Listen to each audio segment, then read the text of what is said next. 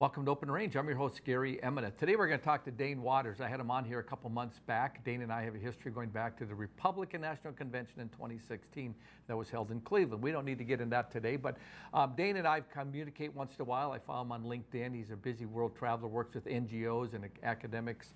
He's got an interesting project called the Elephant Project. He's written a book. He's film guy, done a lot of things around many countries in Asia, and there's a lot of interest of late that I'm kind of curious about related to Nigeria and the Trump administration. So we're going to zero in on that a little bit, and at the end we're going to take a look at his book that he's published on the Elephant Project. So Dane, welcome to Open Range. Hey, thanks for having me back again. It's always great to see you, Gary. So Dane, you're in London today, I guess, right? Yes. So what time is it over there? So I'm in London today. I'm going to start speaking like this on the show, if that's okay with you. Perfect. So Dane, since we've talked the last couple of months, what have you been running around doing, and what have you been focusing on trying to solve world problems? Oh, guys, it's very interesting. No, a lot of what I do is about conflict resolution and trying to figure out how to address and bring less conflict. So I continue to advise in Ukraine between the Ukrainian government. I work on that a lot. I advise the Taiwan government on their relationship with China and how best to gain more recognition around the world. I work on that issue, been doing that.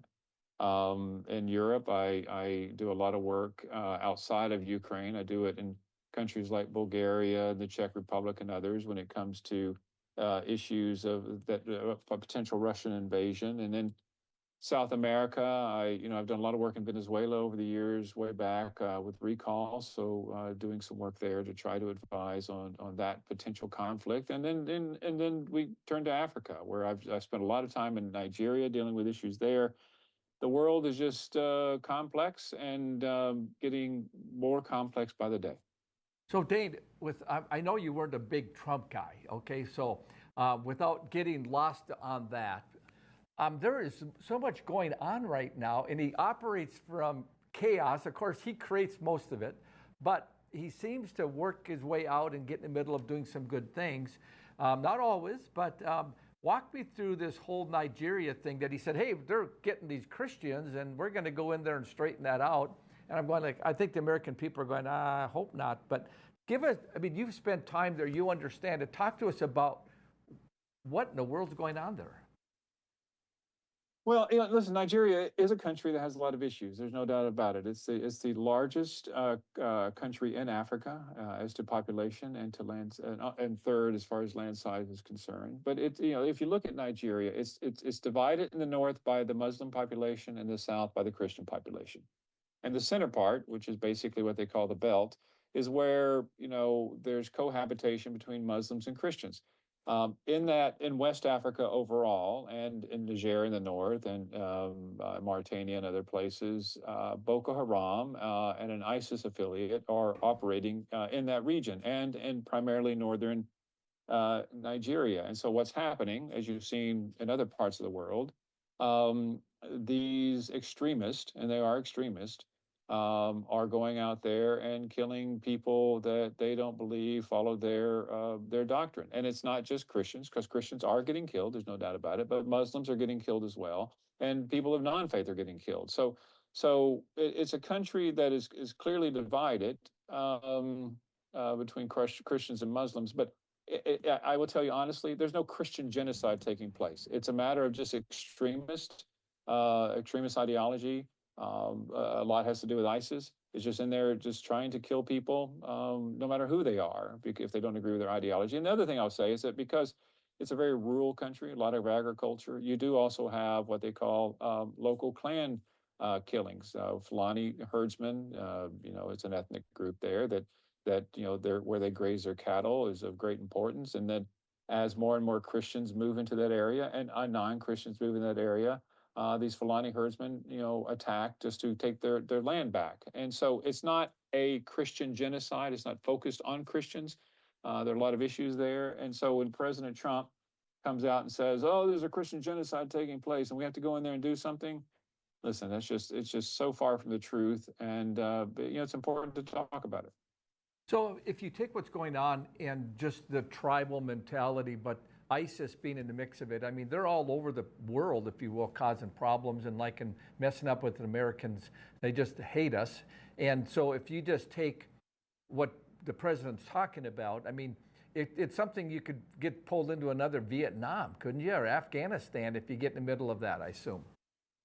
Well, it is, and it's also the kind of thing where the rhetoric from the president. And then listen, let me be very clear. Yeah, I'm not a big fan of the president. But he's done some good things. He's done bad things. Overall, I'm not a huge fan of him. But and so just to be very clear, my comments here are not because of my feelings toward him by any stretch of the imagination. But I want to make very clear is that his comments to talk about how there's a Christian genocide.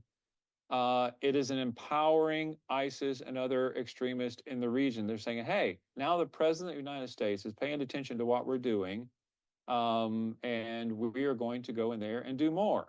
It's empowering them. And the best way to deal with these extremists in places like that is to make them feel like they're not being successful. So number one, that is something I have serious issues with. Number two is, it is like Vietnam. It is like, Nigeria is a huge, huge, huge place where it's not like you can actually, when you're in the north, you can't tell the difference between an ISIS member or a Boko Haram member, which is another terrorist organization there. You just can't. So it's not like you just go in there and bomb them to hell and expect them to go away. So it would be a protracted military confrontation that America should not be involved in.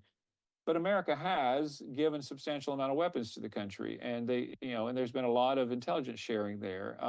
But the one thing I will add as well is that in other parts of West Africa, there's been 5 coups in the last 6 years where extremists have come to power, and that is because a lot has to do with the French. The French were very strong in that part of the world, and they pulled out. Macron pulled them out completely, which has allowed them to basically operate unabated. So it is a quagmire that America does not need to get involved in. So Dane, when you take what's going on in Africa and seeing the influence of China trying to buy its way in, whether it's dealing with rare earths and trying to tap into mining and resources and building their highways and their investment for ports for shipping, how does that have any play in what's going on in Nigeria, or is it more of a function of Muslims, extremists wanting to, hey, you're not Muslim enough, or you're Christian, or you're whatever, just doing influence? Is there China play in this, or Russia, or is it, over the years we saw when the Cold War was going on, Russia was always at play, kind of making America take its eye off the ball here and put it over here and distract. Is there some of that going on, or is it purely Nigeria having some internal struggles? No, I'm glad you bring that up, because what's happened, and you've read in the media for the last few days, is that China is now making it very clear that they're siding with Nigeria. When Nigeria pushes back on the U.S. administration saying that, hey, there's no Christian genocide. And by the way, I have to say that, the Nigerian government could do a better job with their messaging. But putting that aside for a second, that China has now come out and said, we support what the Nigerian government doing.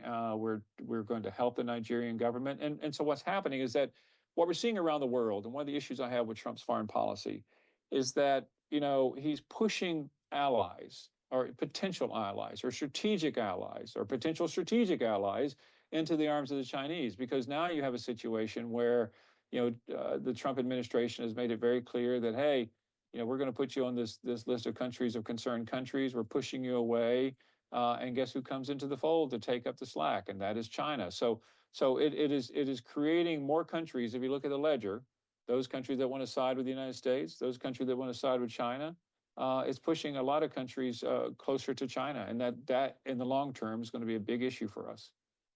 So Dane, when you look at what's going on in Nigeria and bordering countries in Africa there and the natural resources, is that a long-term play America needs to be in the middle of, related to investment and working closely with, besides all the other problems they have? Oh, yes. I mean, Nigeria has a lot of rare earths. It has a lot of, it's one of the 5th largest oil producing countries in the world. As far as natural resources are concerned, and minerals that are very important to America, not counting on the oil, we should be playing with them. We should be working with them to try to build a relationship in which we can benefit from those rare earths, because we need to be this goes back to China. We need to be mitigating and minimizing China's ability to have access to these rare earths. Instead, when we push these people like Nigeria away, they go to China, and who benefits? China benefits by getting access to the rare earths that we need to be accessing. So it has a huge economic impact, because the problem with America, in many ways, is that they say, okay, why should we care about Nigeria? Just like, why should we care about Taiwan? Why should we care about some of these things? I mean, putting aside that it's important for freedom and democracy to prevail around the world, but if you don't care about that, just from a pure economic standpoint, long term, turning your blind eye to countries like Nigeria will have a detrimental economic impact on America. And so if you take the corporate interest of America and have the needs of it, whether the batteries that we need, the natural earth, that rare earth to kind of go into that, China seems to have a stronghold on that and just wanting to get more. And we know they're moving toward this whole position in Taiwan. And so I really want to drill down on Taiwan. Give us the 30-second, and then we're going to come back and drill down on Taiwan and China when we come back. So we've been talking to Dane Waters, and we're going to focus on discussing Taiwan and his influence as he travels around the world, helping NGOs and governments and helping them position them. Stay tuned. We'll be right back.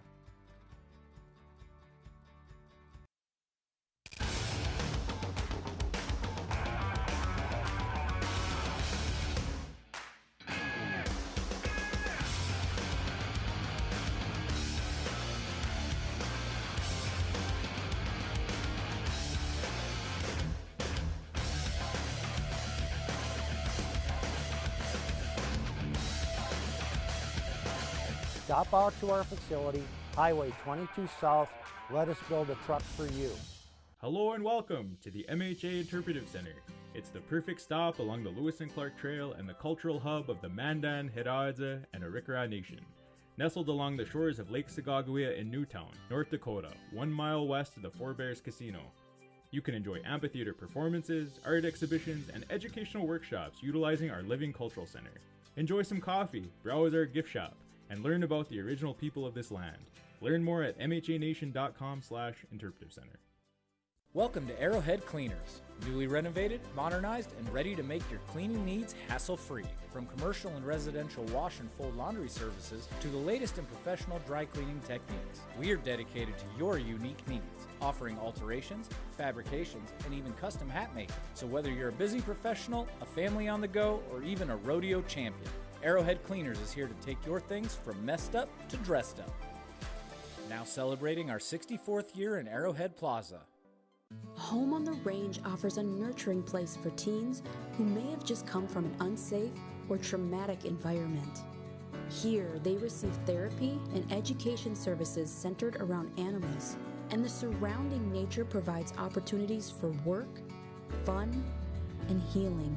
Life skills learned at Home on the Range are carried with residents when they return to the community with new talents and a greater appreciation for themselves and others.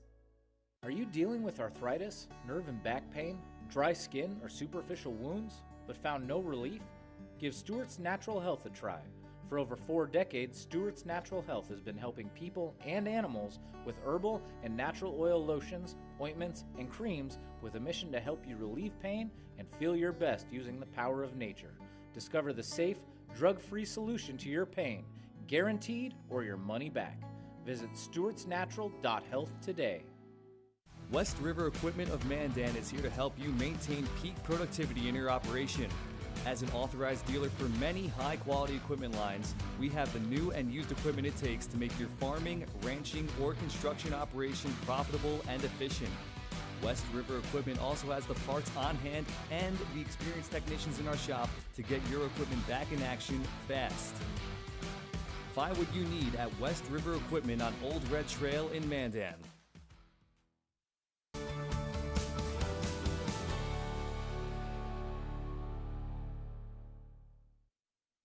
Been talking to Dane Waters regarding what's going on in Nigeria. We're going to pivot a little bit to Taiwan. I also want to talk about what's going on in Venezuela and then Ukraine as Dane travels the world and helps governments and NGOs to try to operate and keep the world a safer place. So Dane, you do some consulting with Taiwan, and we talked about China and their influence they're trying to do, and Trump fighting with them, and we're in and out of this whole. Do we need to protect Taiwan? Yes, I'm glad you asked that question because, once again, as I said in the previous segment, I come from the old school of the Ronald Reagan school that the protection of freedom and democracy is paramount to the world, but let's put that aside for a second because, we live in a world with Donald Trump. By the way, he was one of the first one of the first presidents to speak at the United Nations, didn't speak about the importance of protecting freedom and democracy. And so, he's a transactional president, which from an economic standpoint, more power to him. He's just trying to grow the economy in the United States, but that has long-term economic impact on the United States and could. We would talk about Taiwan, just so the viewers understand. Taiwan is an island off the coast of China. During in the 1940s, at the end of World War II, you had Chiang Kai-shek, who was fighting the communists. This is an oversimplification of it. Fighting the communists, and the communists were winning in mainland China. And so he basically took all of his forces and all of his people, and he went to an island called Formosa at the time and renamed it Taiwan. So ever since 1945, Taiwan has existed as a democracy, and it's never been, up until it was recognized by the United States, up until Richard Nixon decided to go there in the 70s and restore, relationships with China. And basically part of that was say, okay, we're going to cast Taiwan aside. And since then, I mean, China has been saying, okay, we want Taiwan back. We want Taiwan as as back in the fold of mainland China as part of China. Only 5 countries around the world recognize Taiwan. The United States is not one of them, which I find interesting. The whole world, 140 countries will recognize a Palestinian state, which theoretically doesn't exist, but they won't recognize Taiwan. But the reality, what's happening now, is that Taiwan for America is strategically important for, outside the freedom and democracy, standpoint and countering China.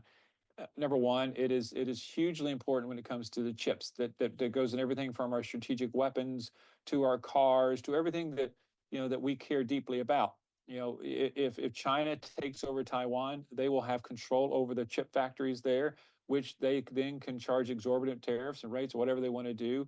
Now, that's number one. We should be concerned about it. Now, some people will say, "Hey, great. Why should we worry because we're building a plan in Arizona?" Well, that plan is 5 to 10 years away, and I think that China's going to take over Taiwan or try in the next 6 to 12 months. That's number one. Number two is, if you look where Taiwan is strategically and geographically, it is 60% of the world's shipping traffic goes through that area. Goes to the South China Sea, and that's goods that we get from the Philippines, goods that we get from Taiwan, goods that we get from Singapore, goods that we get from China, goods that we get from Vietnam, and some goods that we get from Japan. So if China is able to take Taiwan, then they're going to control, as they're already trying to do other ways, control almost 60% of the navigable seas in the South China Sea. And that's going to have a huge economic impact on us. So if Americans don't want to care about freedom and democracy, they have to understand that the economic impact of not protecting Taiwan is immense. I was, I think in 2009, I was part of the Republican National Committee where they did a delegation tour to Taiwan, and we spent a week there. We met the president and a lot of the different political people, and it was pretty fascinating. And it just opens your eyes up to another people that are like-minded with America, where it's about freedom and liberty as opposed to the communist influence. And I can see the value of what's important, but the economic interest that we have related to it, I don't think people have any idea what's going to happen if all of a sudden Taiwan is in China control. It's not going to be like when Hong Kong just gradually became into China. It's going to be a real slap along the side of the head for Americans, isn't it? No, it is, and I tell you what's very concerning is that when Trump was was meeting with President Xi of China, Taiwan did not come up. Now some people think, oh well, that's okay, but no, it is of great concern the fact that President Trump did not make one of his red lines is your attack on China, attack on Taiwan from China. And the other thing he did, but prior to him going, he put a delay and a pause on military weapons going to Taiwan. So he has signaled very clearly to China that he's willing to basically trade, for lack of a better term, trade Taiwan for a better trade deal with China. Now, once again, this is where, I mean, economically, the person on the street say, okay, great, we'll get things cheaper for America from China, all that kind of stuff. But in the short term, hey, you'll be happy about that. Long term, when China takes over Taiwan, and then they can have absolute control over all of this stuff, the price of goods and services are going to exponentially increase. So it is something of great concern, and America needs to pay attention. So I read recently about Japan and the new prime minister where they're ratcheting up, and she's pretty conservative and talking about more spending on defense. I mean, the problem with it is if you're accurate in your assessment that in the next 6 to 12 months, China is going to go after Taiwan, there's not enough time for anybody in that region to ratchet up to help Taiwan if America doesn't step up, correct? Oh, correct. I mean, Japan, I mean, after World War II, Japan was forbidden to have a standing military. That was a constitutional requirement, and one thing that we required in order to rebuild Japan. So they're just now recently changed that constitutional prohibition. They're starting to rebuild their military, but their military really is of no consequence. And, I love Japan, and I love the new prime minister, but they have a long way to go. It'd be years before they're capable of defending, against a North Korean attack or defending and protecting Taiwan. The only other country in the region that has the military capability to do anything would be the Australians. And the Australians have a very deep trade and economic pact with the Chinese. So who's to say whether they would come to the defense? I mean, America truly is, with our Navy in the South Pacific, we really are the only country that has the ability to go in there and to protect Taiwan. So I love Japan. The new prime minister, I think, is going to be great. But I don't see anybody else having the ability to protect Taiwan. Dane, when you look at the way President Trump thinks very transactional, you think of the Chinese. I've always had people say, we think in 30-second sound bites, and now we're down to 10-second sound bites. China thinks in centuries. With Xi in there, does he just think he'll outlast? I mean, he seemed to changed all the people around him that were people that were not necessarily communist, and they probably are all part of the party the way it works, but they were more economic driven. They were academics and professors, and now that she's kind of purged, I mean, it's inevitable where he's headed because he definitely is a dictator, correct? Oh, he is a dictator. The CCCP, they have, they've killed 2.5 million Uyghurs, Muslim Uyghurs in the country. Their human rights violations are off the charts. There is no freedom and democracy there. I mean, they tolerate kind of capitalism to some degree as long as it benefits. But the Chinese government must own, I think it's at least 51% of all companies doing business there. So there is no freedom and democracy there. And what he's doing is once again, he's playing the long game. And what China does is exactly what you said, is that they create 50 to 100-year plans. There's no change. There's only one party, the CCCP. The leader may change, but the doctrine stays the same, which is why China has been able to become so economically powerful since the 70s, since we America decided to normalize relations with them. So they're brilliant. And we, America, and also most democracies, we operate in 4 to 5 year timeframes because of our electoral process, and it changes constantly. And it's very difficult for democracies to compete, with constantly changing, evolving, what I call priorities, where China is very clear on theirs. So he's building for the future. The other thing I want to add about President Xi is that he's legacy driven. I mean, he is very powerful, he's very smart, and he's a lot like Putin from the standpoint that he wants to be remembered not necessarily just as a president of China that made China economically powerful, because others have done that. He wants to be remembered as the president who restored, in his mind, China and took back Taiwan, just like Putin is ego driven by wanting to restore the former Soviet Union. So let's just talk about Putin and Xi together, where it looked like Trump was trying to put a wedge in between Xi and Putin, and Putin immediately sends someone over to China. Is that tightening up, and is that that's all related to the BRICS and the whole group of bringing America down? They're the BRICS, which is Brazil, Russia, India, and China. The BRICS pact. I mean, they're driven by stopping America's supremacy in the world, economically and militarily. That is one of their stated goals, and is what they want to do. I don't see. And the other thing interesting about the discussions between President Trump and President Xi was that if Trump truly wants the war in Russia to end, he needs to convince China to stop supporting Russia. I mean, because China is Russia's lifeline. That's it, 100%. And so, but that wasn't an issue that he talked about. He didn't bring up that as, hey, it's a red line for us. I want you to, stop your support of Russia. That was not an issue that was discussed in any depth of any kind. So I don't see, President Xi, he recognizes that he wants to take military action against Taiwan. He would need Russia there as possible support. He also understands that as long as the Russia-Ukraine war is going on, that distracts a lot of the European countries. And he recognizes that by helping Russia continue that war, it'll make it militarily easier for him to take Taiwan, because Europe is not going to invest any weapons or support of any kind to defend Taiwan. So it's a strategic relationship that I think is about as strong as you're ever going to see any strategic relationship, and there's nothing President Trump's going to do to sever that relationship.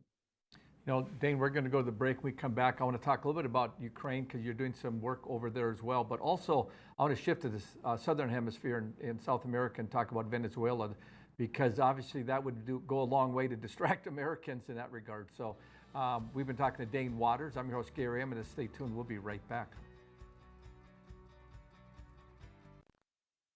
Base Flug Trailers of Dickinson is a family-owned dealer with expert staff that know their products front to back.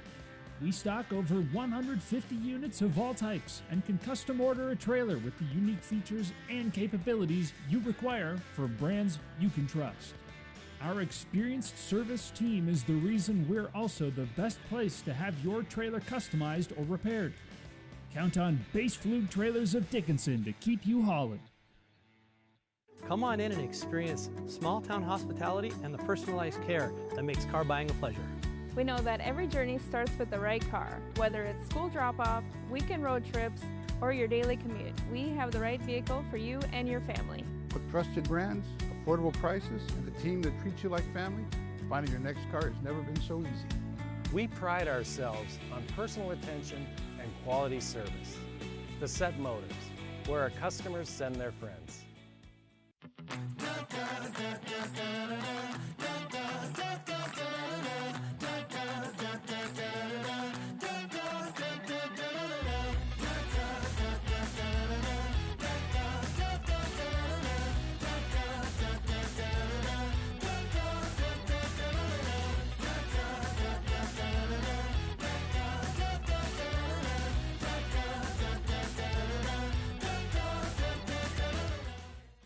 Yeah, U.S. Cattlemen is a member organization that each member has a vote in anything we do with policy. We're representing the independent cattleman or the cow-calf guy or an independent feeder or whatever. We like to support the independent producer. We're talking about mandatory ID, we're talking about cool, we're talking about all the legislation that's going to be coming down with the new administration. There's going to be lots of moving and shaking.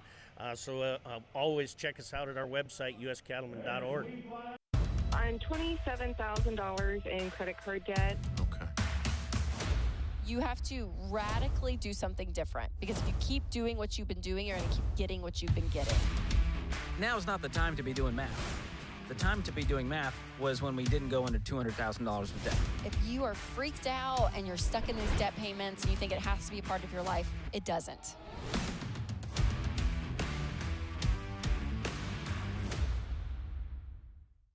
We are Ladies of Another View.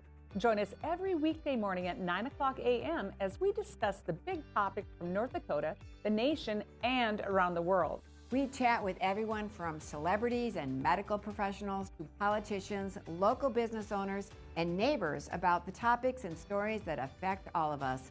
We are unscripted and uncensored real news from real people. So join us every weekday morning for Ladies of Another View on Beck.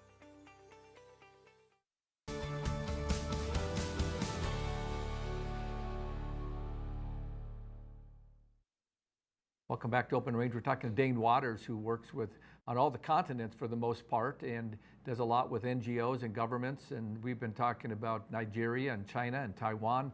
And Dane, you've done some work in Ukraine and with Russia.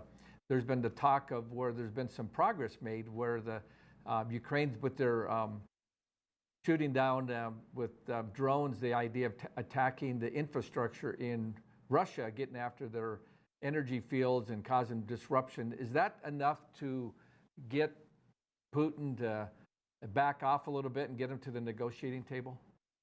No, absolutely not. I mean, Putin is, listen, I applaud the Ukrainian military and the defense industry there. They've done phenomenal stuff. They're creating new weapons every day, and I have to applaud everything that they're doing to try to keep Russia at bay. Russia is unfortunately making some advances in the Donbass region. There's a key battle taking place over one of the key cities there, which we'll see what happens over the next couple of weeks on that before winter sets in. But Putin, I mean, if you look at I like to compare Ukraine and Russia. Ukraine is consumed with the war. Everything they do is about the war. Yeah, you have Russia still doing other things, still being a diplomat, still, working on trade, still investing, still doing stuff. And so when people say that Putin is on his way out or that Russia is suffering, there's no doubt Russia is suffering, but these, what he considers little gnat attacks against his infrastructure, yeah, of course, it's going to make a difference in Russia. It's going to cause some pain in Russia, but it's not going to force him to the negotiating table. I really am concerned about Putin. As I was saying about presidency of China, Putin is ego-driven. He will not allow his legacy to be that he failed in Ukraine. He wants to take back Ukraine with everything, every bit in his body. And he's not going to stop until he at least gets all the way to the Dnieper River, which is half of Ukraine. So I think that there's still the possibility you could see the use of tactical nuclear weapons. I know people think that's crazy, but when you have Trump now, this is another issue about Trump. He talks about, hey, we're going to start testing nuclear weapons. Okay, well, all that's done, honestly, is to kind of take the handcuffs off of Putin to say, okay, well, we're going to test them as well. And so that opens a door. It's causing issues and a potential escalation that doesn't need to be there. And I think that there's just no way. There's just simply, and I talk to my Ukrainian friends every day about this. There is just simply no way you're going to kick Russia out of Ukraine. What's there? Just not.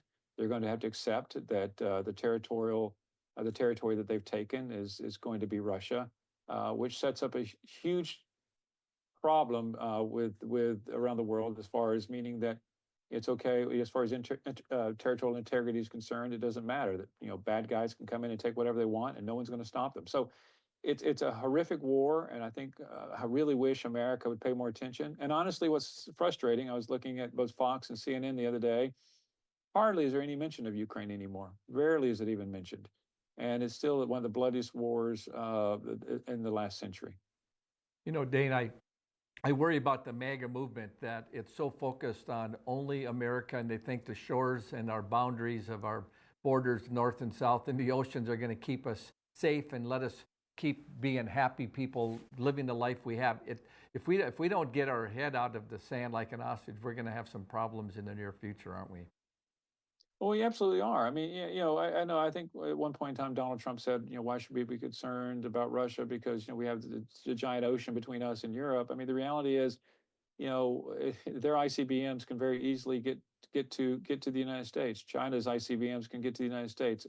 North Korea is testing a missile that very easily could get to the West Coast and even up to Chicago. So this is, I know people think, oh, we'll shoot them down. Well, that's not a guarantee, and just like the Iron Dome over Israel, they say that, they have a 96% success rate. Well, that 4% can still kill millions of people. So it's not, you can't just hope that our geography is going to keep us safe. And the reality is, even though it may keep people from actually invading this country, the reality is that when China and Russia and India control the economies of the world, they're going to put a stranglehold on America that's going to be could be just as detrimental as any invasion. So this America first, which I'm an American, I believe America should be first. We should make America's priorities the most important. But the reality is, looking inward is not putting America first. It's putting America second to everybody else in the world who's out to get us. Well, Dane, if you had the president's ear and you said, this is what you need to do into Ukraine, what would you ask him to do? I think he needs to. I think we just need to suck it up and just say we need to go to war. I think that honestly, I know a lot of people don't like that, but the reality is the only way that conflict's going to change is it by putting boots on the ground and planes in the air. Americans don't want to hear it. They don't want to go to war, but it's just we are at the exact same place America was prior to World War II. This isolationism led to an expansion around the world of Nazi Germany going throughout Europe and what was happening with the Japanese, and it caused a global conflict, the same as World War I. So this isolationism is going to lead us to nothing but greater conflict. And so it sucks. I don't like war. I don't like death. But the reality is, the bad guys are winning. They're taking territory. They're pushing us around economically. And, you can have all the tariffs in the world and you can do what you want to do, talking about trade. But the reality is, until we go out and we show muscle, and this is not muscle going to South America and kicking someone's ass. This isn't muscle going into, killing an Iranian general or dropping some bombs on Iranian nuclear power stations. That doesn't show strength. I mean, that's something that we can do, and there's not going to be any repercussions to it, honestly. The reality is we have to show how tough we are by taking on Russia and kicking their ass. And that's the only way. And with Europe, by the way, we don't need to do it unilaterally. And I think that if we gave the green light to NATO to do it, I mean, we would do it. And I think that that's what I would tell the president, not that he would listen, of course, but I think that that's the only way to restore peace and the rightful order in this world. So Dane, I got a few more minutes related to it because I want to save the last segment to talk about the elephant project and what you've done with humanitarian issues related to elephants and that kind of thing. But I want to pivot to Venezuela a little bit because what's going on down there, we got definitely a big military presence down there. What's your take on that? Well, listen, Maduro is a terrible guy. I mean, Venezuela's been under basically a dictatorship for 20-something, 30 years. I mean, I did some work down there long time ago. When there was a referendum to try to get rid of the previous president down there. And, because they control everything, it just didn't happen. I think that there needs to be regime change. Now, I applaud this is one of those areas where I applaud the president in some ways. I think that we need to keep drugs out of this country. There's no doubt about it. Absolutely need to keep drugs out of this country. But I do think that it can be argued that it is a violation of international law. I mean, we could let those boats get a little closer to American shores and then blow them out of the water in our 12-mile territorial boundaries, and we don't have to do it in international waters. So there are some issues there. But I applaud taking on the drug wars. I think the overall goal, and I don't think the president's going to say this publicly, I think he wants regime change in Venezuela, which I support. And he can cloud it in talking about drugs and dealing with the drug issues because he doesn't have to deal with Congress on it. So it's a little sly way to go about it, but I think it's important. I think that there's the Nobel Peace Prize just went to the lady who legitimately, in my opinion, won the last presidential race in Venezuela. But there's no way she's ever going to be able to take power unless there is regime change, and there's not going to be regime change unless something like this happens. So it's sketch. I think there's other ways we can deal with the drug boats that are coming, but I think looking for regime change in Venezuela is the right thing for the continent and for the world. If you look at, there's a statistic, I knew Venezuela had oil, but I think I read something this last week that they actually have as much oil reserves as Saudi Arabia. And so when you look at the natural resources and the poverty they have because of just bad management down in that country with bad people, it's a tragedy, isn't it? Oh, it is a tragedy. I mean, there's a lot of similarities in some ways about corruption between Venezuela and Nigeria. I mean, Nigeria, as I said, is one of the 5th largest oil producers in the world. It's got some of the greatest poverty in the world. It's because the money goes into a select few and illegally. So it's the same in Venezuela, where the people in power take the money and they don't give it to the locals. And it's a police state. I mean, the key difference between Nigeria and Venezuela is that the Nigerians aren't going out. Government's not going out and killing you if you're against the government, where in Venezuela they do. It is a police state, 100% a police state.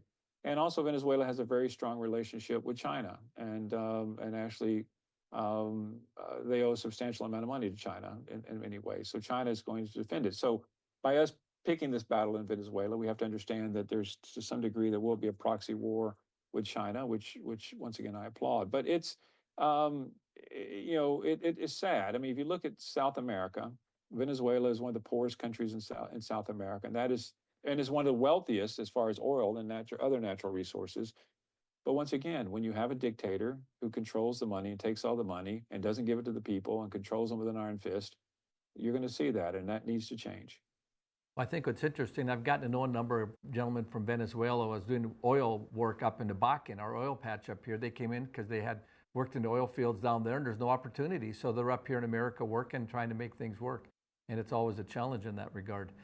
In 1 minute, before we go to the break, talk a little bit about Mexico and the idea of drugs, and can we get this cartel stuff under control? Well, I think, in order to get the cartel thing under control, it really requires a lot from the Mexican government. I think the current president there, I think she's doing a better job. But the cartels, listen, when you live in a country where where the average annual salary is like $1,000 to $1,500, and then you have a drug leader come and give you $5,000 to turn the other way, what are you going to do? I mean, it's just the reality. And so until it's one of those things that there's hand in hand with the increase in the economies of a country, the economic viability of a country, and getting rid of the drug trade, because you have to make people be able to survive without drug money and living off the people, the Pablo Escobars of the world. So I do think that it's getting better.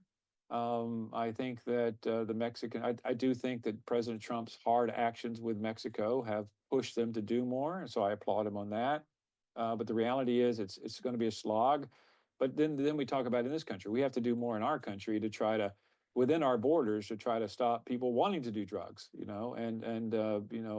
not just, people can provide drugs all they want, but at the end of the day, we Americans are the ones who I don't consume drugs, but we are the ones who take the drugs. We create the market. So do away with the market, you won't have people providing the product. So there's both sides, and people forget the fact that we have to stop people wanting to use drugs in this country.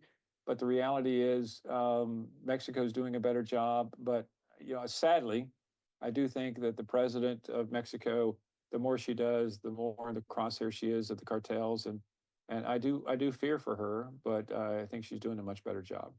So, Dane, I appreciate this heavy conversation about all the geopolitical stuff, but we're going to go to a lighter note and talk about what you're doing with work on elephants and the Elephant Project. We've been talking to Dane Waters. Stay tuned. We'll be right back.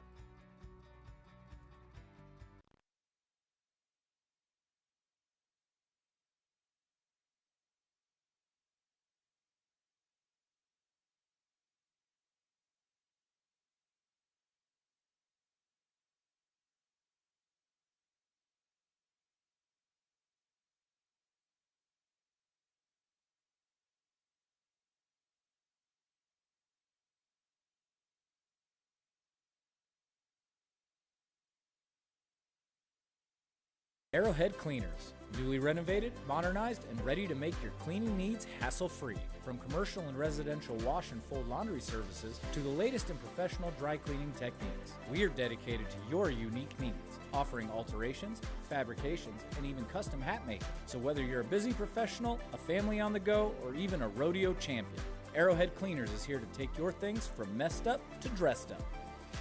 Now celebrating our 64th year in Arrowhead Plaza. Are you dealing with arthritis, nerve and back pain, dry skin, or superficial wounds, but found no relief? Give Stewart's Natural Health a try. For over 4 decades, Stewart's Natural Health has been helping people and animals with herbal and natural oil lotions, ointments, and creams with a mission to help you relieve pain and feel your best using the power of nature. Discover the safe, drug-free solution to your pain, guaranteed or your money back. Visit stewartsnatural.health today.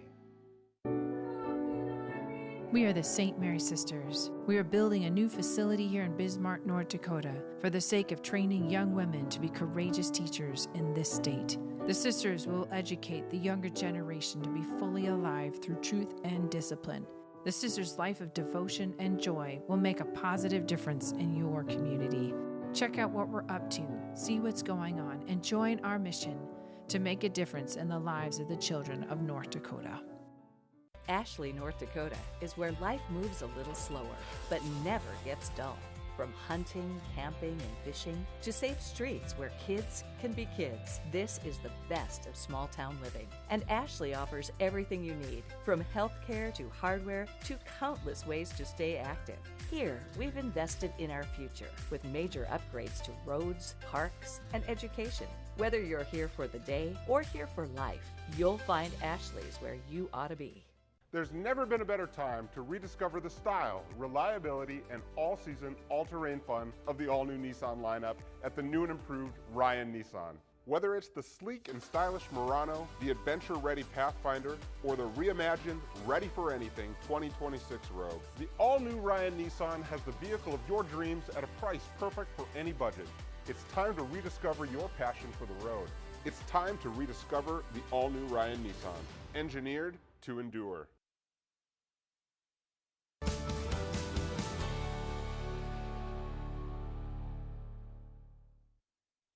Welcome back to Open Range. We're talking to Dane Waters, who's got a project called the Elephant Project. We had him on maybe 3 to 6 months ago. We talked about his project to save elephants in Africa, and he's written a book. And so, Dane, talk to us a little bit about the Elephant Project and your passion for saving these elephants and the encroachment and what we've done as humans. Well, I appreciate it, Gary. When it comes to elephants, there are two major reasons that elephants die. One, of course, people know about poaching, which is a huge issue in Africa for their ivory. I mean, that is getting a little bit better, but there's still a huge market in China and in Vietnam and other parts of Asia. So as long as they're consumers, people are going to poach and kill elephants. But the second largest killer of elephants are human-elephant conflicts, where humans come into basically where humans are living and they get killed. And we look at Myanmar, for example, and many people may remember it as Burma, where there's huge. These elephants were used for foresting, and what has happened is that with the immense deforestation, number one, is that and the fact that they've now limited their cutting down the timbers, and a lot of elephants have been released out into the wild. These elephants are now going into human habitats and eating the sugar cane and eating other crops that are viable to the humans, and the humans are killing these elephants. So this human-elephant conflict is what we at the Elephant Project really focus on, is how to address the human-elephant conflict. And because, as we grow as a world, humans and elephants are coming in greater conflict with each other, and sadly, the elephants are losing out. So if you take the elephant population in the world in the last 50 years, last decade, what has happened to the elephant population, and what is it? I guess we mostly have, African and elephants, and mostly in India besides our zoos, correct? Is that where they're in part of Asia? Yeah. Well, primarily you have two primary species, African and Asian elephants. African Asians elephants have basically over the last 100 years have been decimated by 90%. Okay, over the last 100 years, and they're still being killed at extreme numbers in Africa. Asia. Most people don't recognize this, but Asian elephants are actually more endangered than African elephants. And that is because in addition to being killed for their ivory, and China has a huge lust for what they call blood beads, where they basically, which are specific to Asian elephants, where they kill the elephants and they take their skin, they roll it up in their blood, and they turn it into these beads that people wear for status symbols around their necks. But in addition to that, the reason they're endangered is because of human-elephant conflicts. In India, the largest killer of elephants in India is being hit by trains because, they're building these trains through, elephants are migratory animals, and that as they migrate, they go the same path they go every day, and these train tracks are there, and they don't know any difference, and they walk across them, and they get hit by trains. So we've got to find a better way to deal with human-elephant conflicts. Even in Nigeria, which we've talked about before, the reality is that as Nigeria has the exponential growth in people, these elephants' habitats are being encroached upon. And what are elephants supposed to do? It's not like they can catch a train and go somewhere else and live somewhere else. No, what the people do, that they're killing them. So this human-elephant conflict issue, primarily in Asia, is something that we must address. And there's many ways to address it. And I wrote a book about it. So we can talk about that if you want. Yeah, let's do it. Let's talk about your book. Before you get to your book, I find it fascinating. When I was in Australia a number of years ago, I would see dead kangaroos by the side of the road. And of course, in America, we always see deer. We hit deer with our automobiles. Well, there you hit kangaroos. You're talking about in India, they're hitting elephants with trains. I mean, so it's just part of the nature of development of a society and transportation, and it just kind of messes with, the habitat of what's going on with it. And you just can't put them in a cage and put them in a zoo all the time. You got to let them live in their natural environment. And so, talk to us about your book and how we're going to save those elephants. Well, let me just take that one little point you have real quick, because you look at Myanmar, and there's a population called the Rohingya. The Rohingya is a Muslim population that the Myanmar government has kicked out, and they've been moved basically up into Bangladesh. And they moved, over 1 million of them moved directly where one of the largest elephant populations in Bangladesh existed. And now all those elephants have been decimated because you had refugees, 1 million refugees going into their territory, and they just decided to kill them because the elephants didn't know any better to go anywhere else.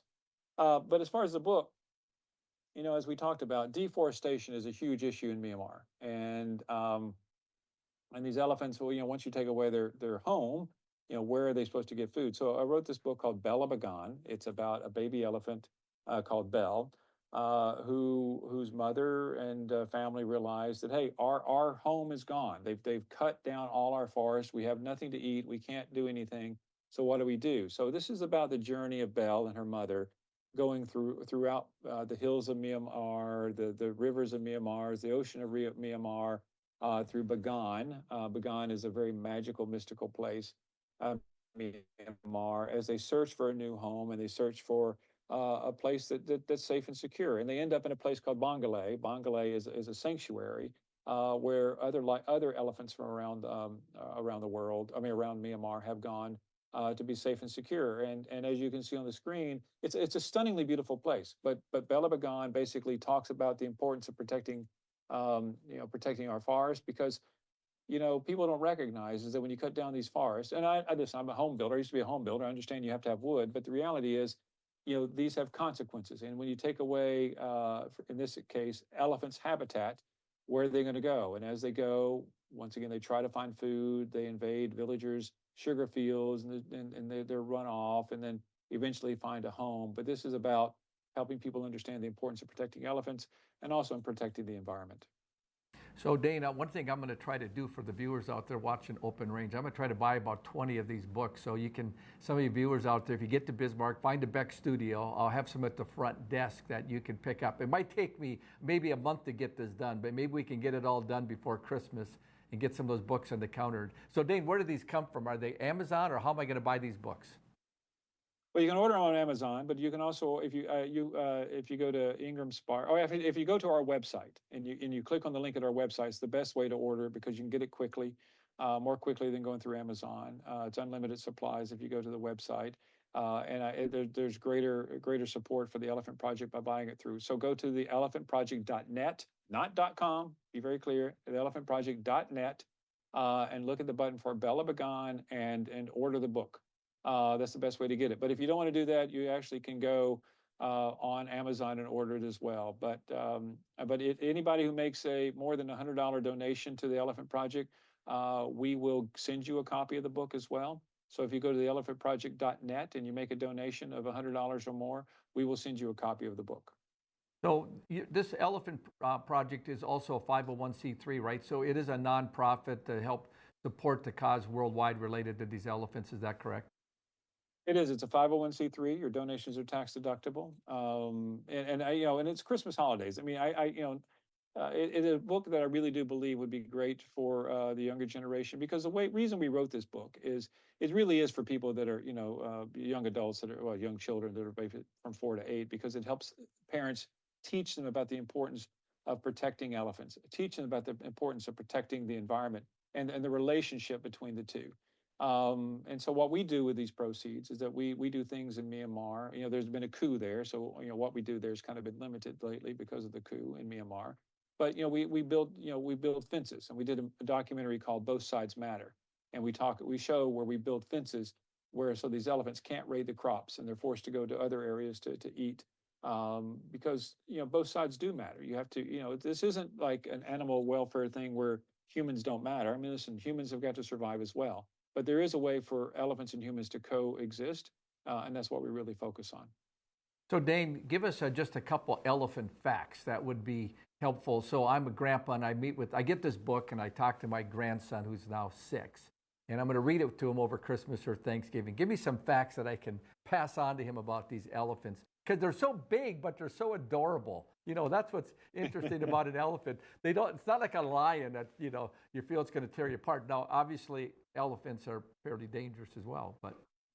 Well, you just don't walk up to them, and they're huge. They weigh tons, right? But elephants, number one, are a keystone species. They're not just an animal that go out there and live off. They actually, you know, if elephants disappear, they have an impact on the entire ecosystem.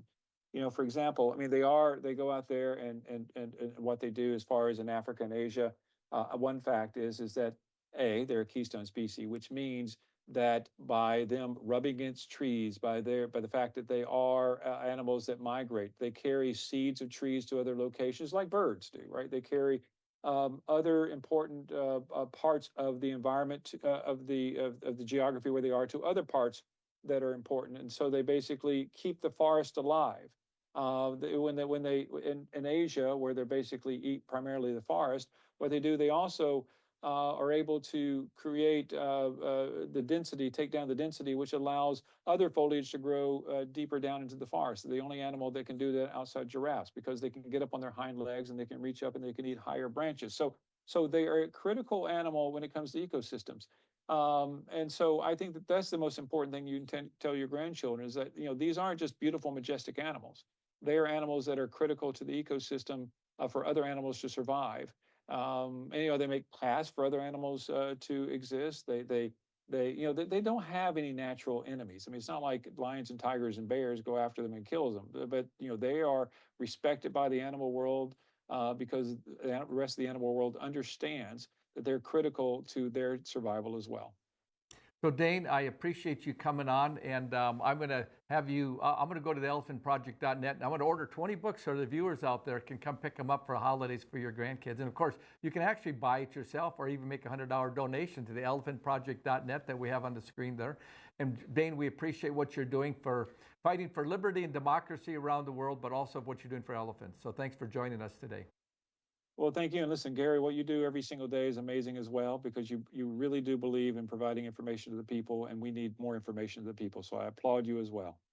Well, Dane, thank you. Stay safe out there as you travel around those dangerous parts of the world. So we've been talking to Dane Waters, a friend of mine, but also a gentleman who fights for liberty and freedom around the world every given day. So I'm your host, Gary Emna. Thanks for watching.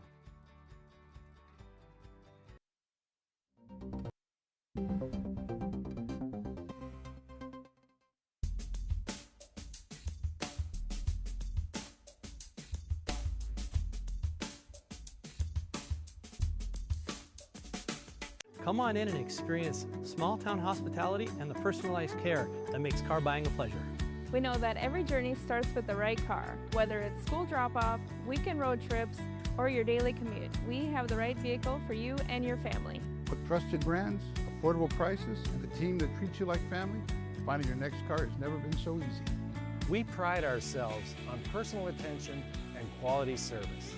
The Set Motors, where our customers send their friends.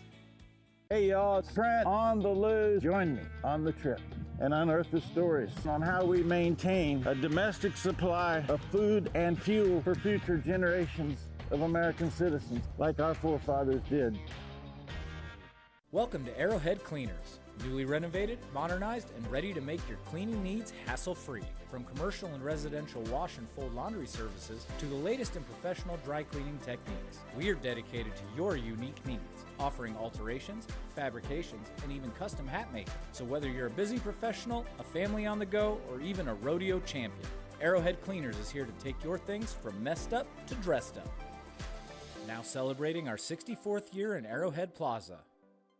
Hello, friends. This is Culture Crossroads. Join me, Andrew Southbridge, and my co-hosts, R.C. Williams and Juliana Ormond, as we tackle the issues shaping America. From politics to pop culture, to faith, freedom, family, and the future.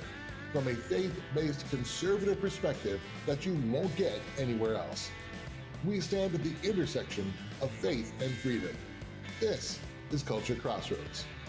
Culture Crossroads, Sundays at 5 p.m. Central on Beck TV.